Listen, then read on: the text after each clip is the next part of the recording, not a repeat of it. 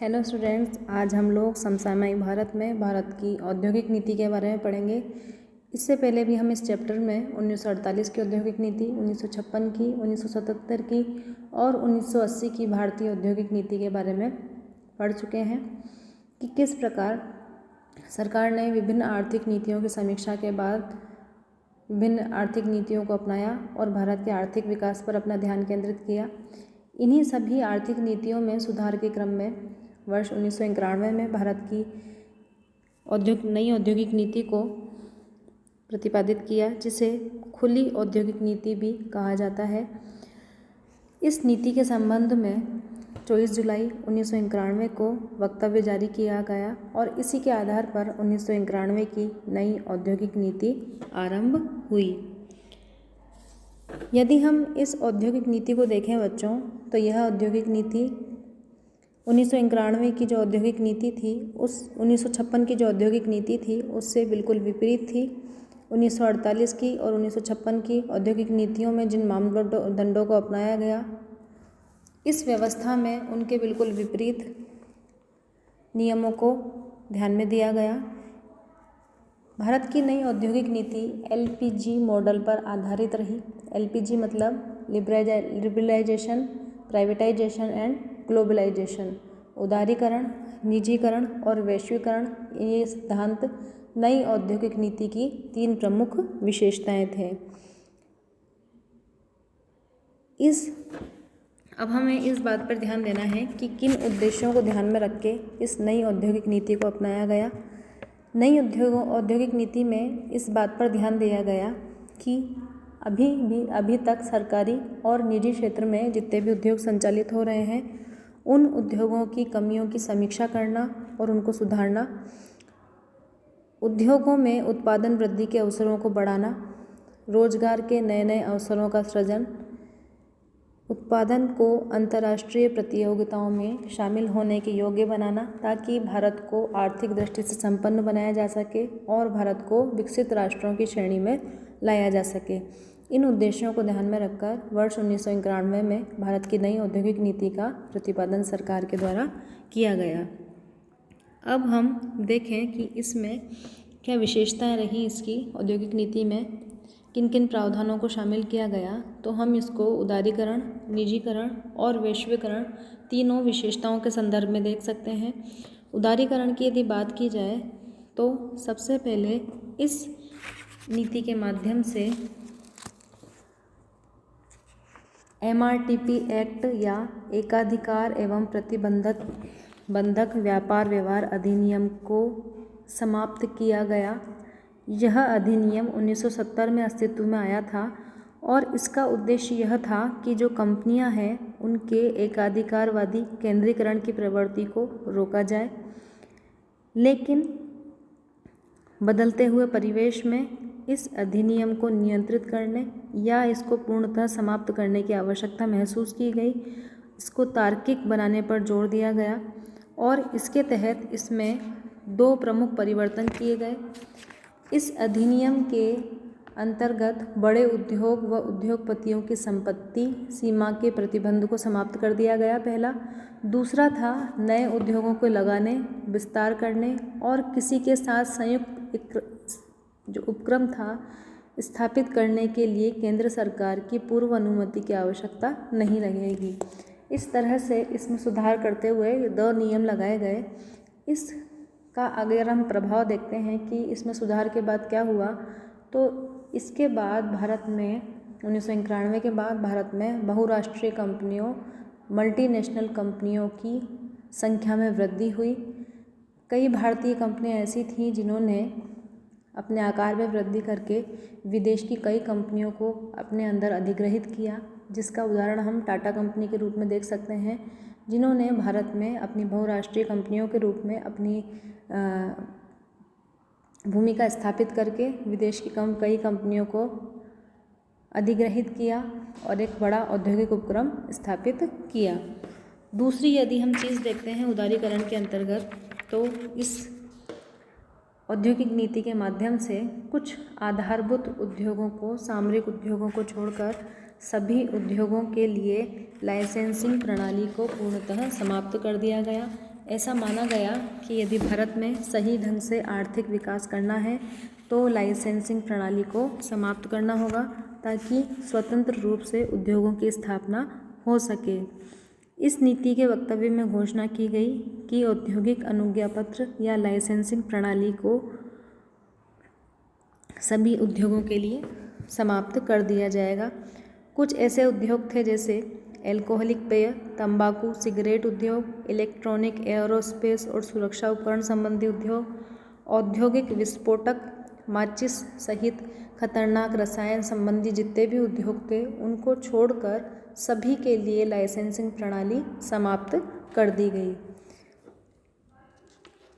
इसके अतिरिक्त भारत में नई औद्योगिक नीति में इस बात को महसूस किया गया कि यदि भारत के आर्थिक ढांचे को विदेश की अर्थव्यवस्था के अनुकूल बनाना है, भारत में सही ढंग से आर्थिक विकास करना है, तो विदेशी तकनीक के भारत में आयात पर जोर देना होगा, उसका प्रवेश कराना होगा, तभी भारत विश्व की अर्थव्यवस्था की जो प्रतिस्पर्धा है उसका मुकाबला कर सकता है। इस नीति में निर्णय ले लिया गया कि प्रत्येक औद्योगिक इकाई को विदेशी तकनीक आयात करने हेतु सरकार की अनुमति की आवश्यकता नहीं होगी। इसी प्रकार इस नीति में प्रत्यक्ष विदेश निवेश संबंधी नीति में भी संशोधन किया गया। इसमें कहा गया कि विदेश निवेश में जो नियंत्रण लगाए हैं सरकार के द्वारा उनको कम किया जाए, उनमें उदारता रखी जाए। इस नीति में विदेशी निवेश को अधिक से अधिक आकर्षित करने के लिए रणनीति बनाने पर जोर दिया गया। 26% तक प्रत्यक्ष विदेशी निवेश की सीमा को बढ़ा दिया गया। इस तरह से भारतीय उद्योगों की स्थिति सुधारने के लिए प्रत्यक्ष विदेशी निवेश को आवश्यक माना गया। ऐसा माना गया कि भारतीय उद्योग विश्व की विशाल अर्थव्यवस्था, अंतर्राष्ट्रीय उत्पादन और वितरण के साथ संपर्क में आएंगे, तभी देश के उद्योगों का आधुनिकीकरण और विकास का मार्ग प्रशस्त होगा। इसके बाद इसके अंतर्गत मुक्त व्यापार की नीति, पूंजी बाजार की सुलभता, चरणबद्ध विनिर्माण कार्यक्रमों की समाप्ति, सरकार द्वारा अपनाए जा रहे आर्थिक कार्यक्रमों में उदारता, ऐसे कुछ प्रयास थे जो इस औद्योगिक नीति के द्वारा उदारीकरण के अंतर्गत अपनाए गए। निजीकरण की धारणा पर भी का सिद्धांत भी इसी के अंतर्गत अपनाया गया, जिसमें सार्वजनिक क्षेत्र के लिए जो आरक्षित उद्योग रखे गए थे उसमें 2 या 3 उद्योग जैसे परमाणु ऊर्जा उत्पादन, खनिज और रेलवे आदि कुछ ऐसे उद्योग थे जिनको सार्वजनिक क्षेत्र के आरक्षित रखकर जितने भी सब उद्योग थे उनको निजी क्षेत्र के लिए खोल दिया गया। अनुज्ञा पत्र प्रणाली समाप्त होने से निजी क्षेत्र का उद्योगों में प्रवेश आसान हो गया। विदेशी तकनीक और पूंजी के निजी क्षेत्र में प्रवेश को छूट मिल गई और उनको भारतीय औद्योगिक क्षेत्र में प्रवेश करना उनके लिए आसान हो गया, जिससे भारत में निजीकरण की प्रक्रिया बढ़ी। उद्योगों की संख्या 2000 तक 240-250 के आसपास पहुंच गई। इसके साथ ही निजी क्षेत्र की भूमिका को बढ़ाते हुए ही सार्वजनिक क्षेत्र में सुधार की प्रक्रिया भी इस दौरान अपनाई गई। प्रशिक्षण, कुशलता पर जोर दिया गया। जो सरकारी क्षेत्र के बीमार उद्योग थे उनको बंद करने और जो ऐसे उद्योग थे जो पुनः संचालित हो सकते थे उनको पुनः चालू करने पर जोर दिया गया। गैर सरकारी उपक्रमों में सुधार पर जोर दिया गया।